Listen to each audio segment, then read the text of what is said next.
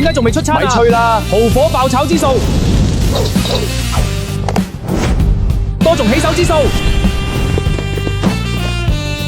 生意好成咁，等我用 copy 眼偷下師先。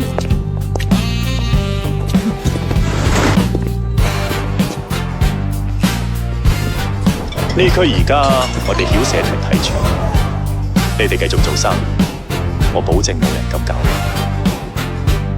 至於數點計，你咁食，唔使我講到咁白。呢條街邊個話事啊？我知道，木艺餐厅的老板娘。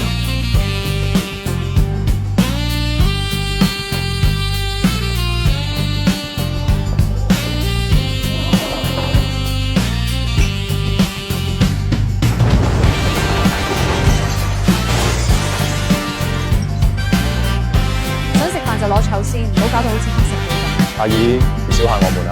仆你個街！你叫邊個阿姨啊？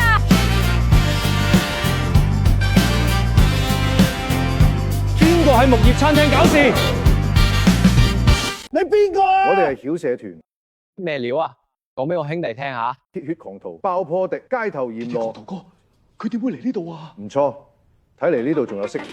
佢曾經同時同30幾個人交手，連眼都冇眨啊！喂，一下就俾人打暈咗喎！你懂咩啊？健哥呢啲叫以血為力，以身報仇。哇，陣都唔使話到咁冇尊嚴啩！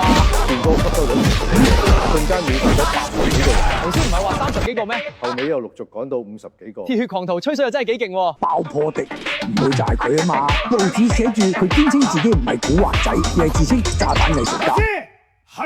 你唔明藝術，我哋冇得合作。聽講又話黑幫大佬出現，侮辱咗佢嘅作品，直接俾佢炸呢啲先至叫藝術。我哋今日會真係交代喺度。咁你係邊個啊？我九命無王國爺啊！你連我都唔識，真係冇見識。 9條命，你係貓嚟㗎？唔識我唔緊要，但講到叫你一定聽過。喂細路，你由頭先開始就好冇規矩喎。到點瞓覺啦，兄弟，得閒再吹水啦。9命貓王咁弱㗎？你邊位啊？變身術。